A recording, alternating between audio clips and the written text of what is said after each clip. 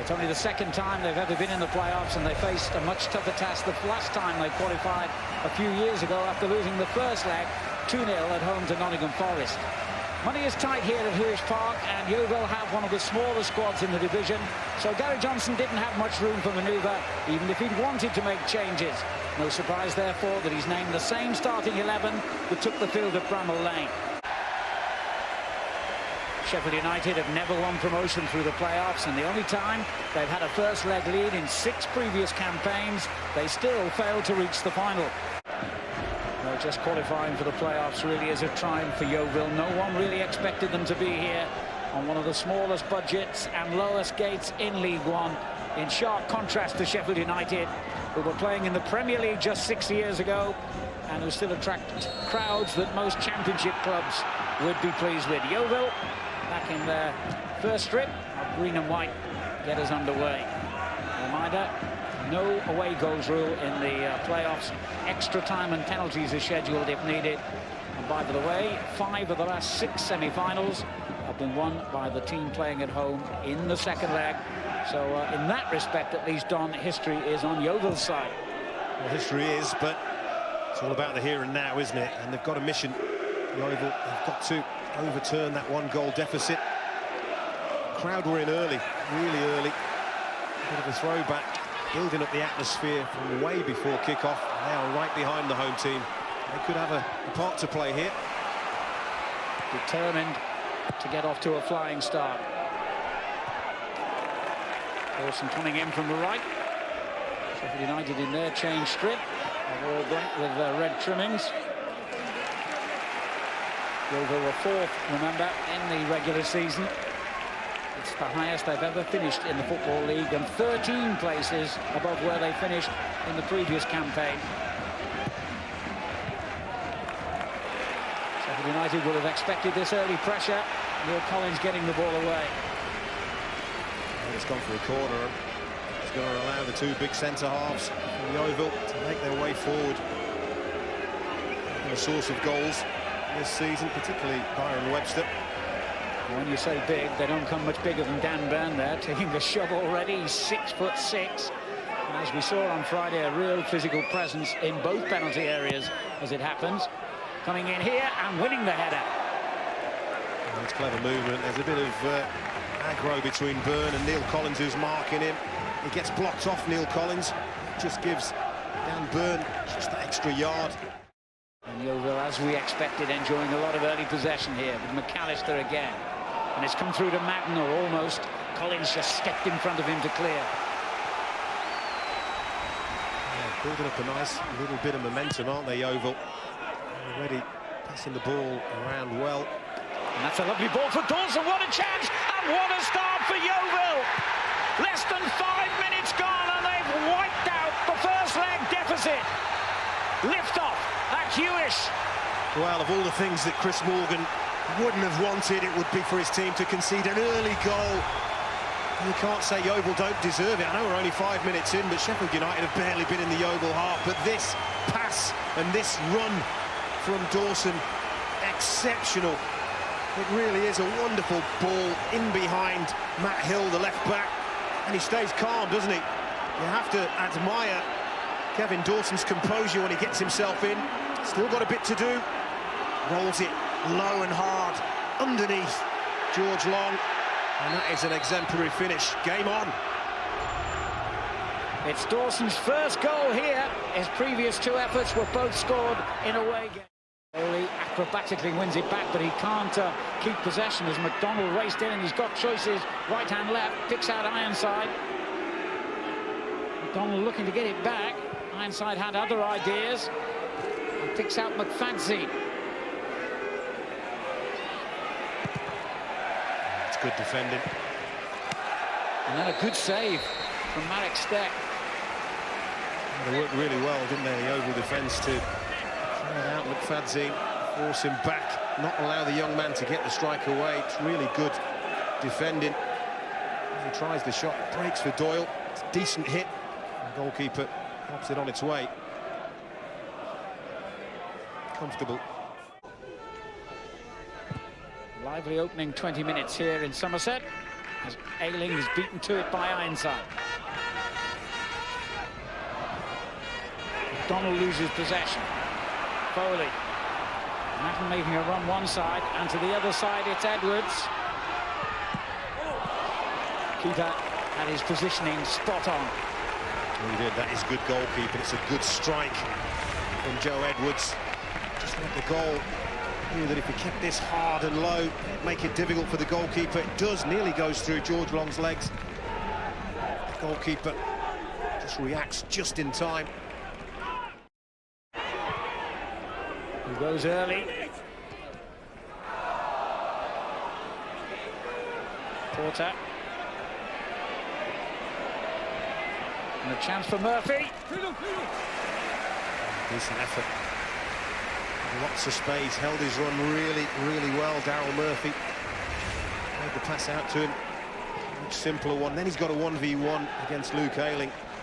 Works the half a yard, gets a strike away again. Another hard, low one. Difficult for goalkeepers, but Steck deals with it.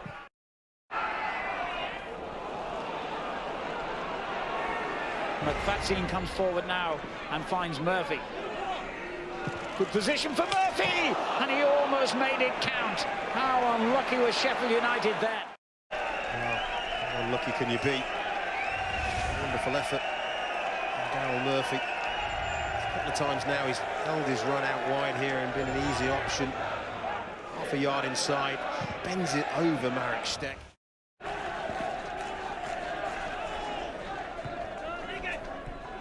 Checked on by Ironside to Porter. Got plenty forward here, Sheffield United. Here's McFadzean. Ironside! Offside. Offside. They haven't seen the flag, Sheffield United. They have now.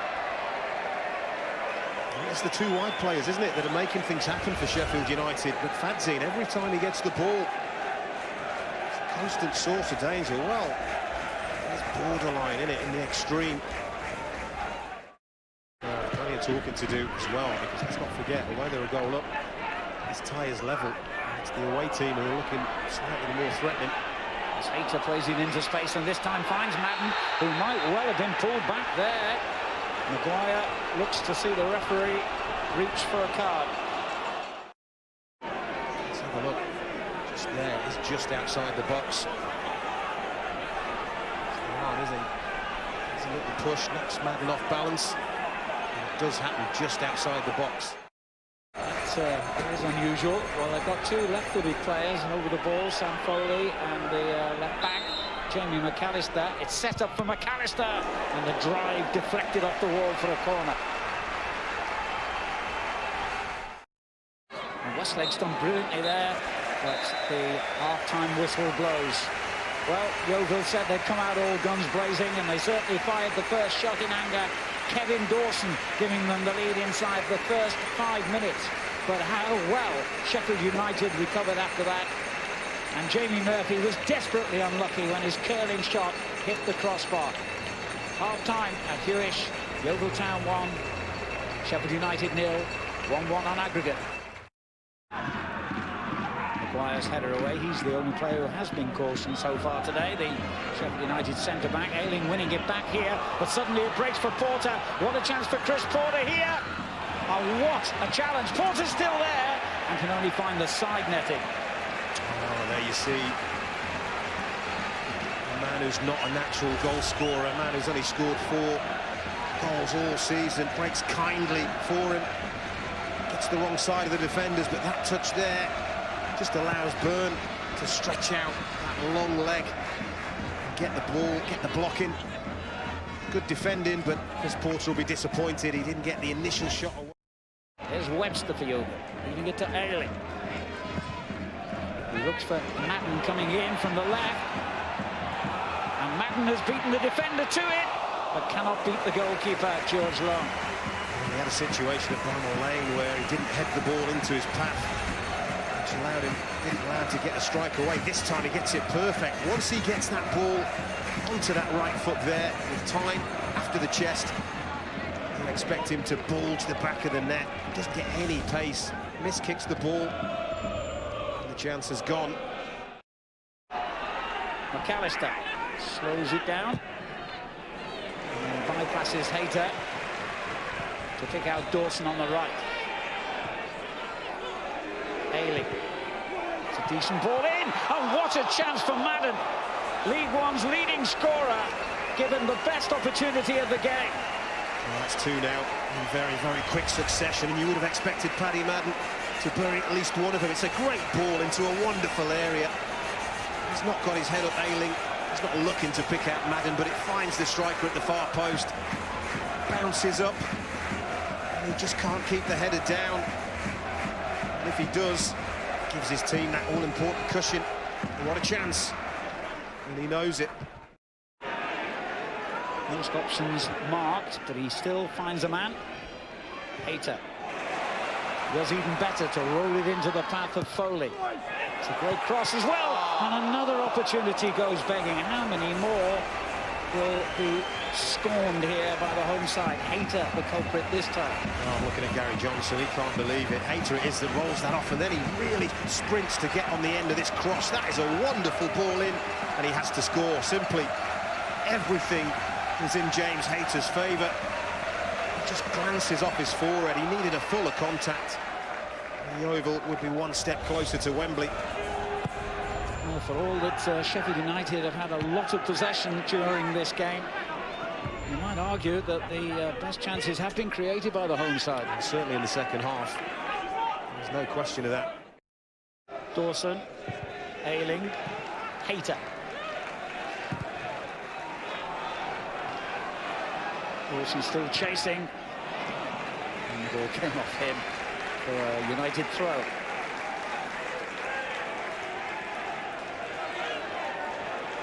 Penny for them. It's going through his mind now. Still got substitutions up his sleeve. They now start to think that this time may go to extra time. The ball played into Upson! Is that the goal that sends Yeovil to Wembley? Oh, I think he's been outstanding all game. I thought he was outstanding at Bramall Lane. And is this going to be fitting? A midfielder that just keeps going. They win the ball back. Yeovil. It's a delicate little ball in. Look at his run. Checks his run and gets ahead of Matt Hill, the fullback, who's got a bit of a problem because he's got a man coming out around the outside. It's Paddy Madden, normally the goal scorer, that is goal provider. That's a fantastic header. Just guides it back from where it came. Leaves George Long absolutely no chance. And Yeovil have the lead that they have so desperately craved. The former Ipswich Town midfielder Ed Upson has sent this crowd into joyous mood now. Yeovil, who scored in the first 5 minutes, have scored again in the final 5 minutes. And those two goals mean they lead on aggregate here. And that place at Wembley on May the 19th could well be theirs. Well, you can't underrate the size of Yeovil's achievement if they go on to win this, because as I mentioned in the first half, this is a club with one of the lowest budgets in this division. There's probably clubs in League Two with a higher wage bill than they have. Average crowds of only 4,000, members of the Football League only for 10 years. And here they are on the verge of a Wembley final. And they could clinch it here. Foley! Paddy Madden does really, really well. Wins the ball back in the corner. Eventually bounces fortunately to him. He's aware of Foley's position, pulls it back. Foley just can't wrap his foot around that enough. Tricky winger gets his cross in. Hayter on the edge of his own box, can only knock it down to McDonald. Now Hill. Urgency required now from every Sheffield United player, and Madden just swung at the ball and gives it straight back to Higginbottom. Away by Webster, who's had a terrific game. Here's Kitson. Sheffield United have got a man down injured. It's their central defender Collins. He's got to get up though and get on with it as it comes to Flynn. And Steck with a safe pair of hands.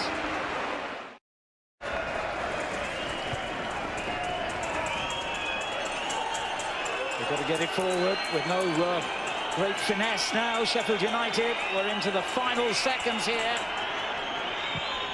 One more chance, I wonder. No, Steck gathers safely, and that should see Yeovil home. And an explosion of noise is about to happen here. Who said sleepy Somerset didn't love its football? Yeovil Town are on their way to Wembley. Gary Johnson, the Yeovil legend, has masterminded another great triumph. They have beaten Sheffield United, a Premier League club, only 6 years ago. And their fans flood onto the pitch to celebrate. They had to overturn a 1-0 deficit from the first leg at Bramall Lane on Friday night. They did that within 5 minutes, but then it took them so long to find that winning goal, a superb header by Ed Upson. And Sheffield United's playoff agonies continue. The 7th time they've been involved in this end-of-season drama, and every time it has ended in tears. 4 minutes and 54 seconds it took for Kevin Dawson to open the scoring. It was 1-1 on aggregates. It stayed that scoreline until half-time, but all the chances. It eventually fell the 88th minute to Ed Upson, who secured the win. And Gary Johnson and his side are heading to Wembley. They've booked their place in the League One playoff final, and that'll be happening a week on Sunday, May the 19th. This then is how the game of the last 90 minutes played out in terms of where the action areas were. 2-0 the final scoreline. Sheffield United, in fact, shedding in terms of attempts at goal, but crucially in terms of attempts on target. The home side on target in that one. 4 on the corners.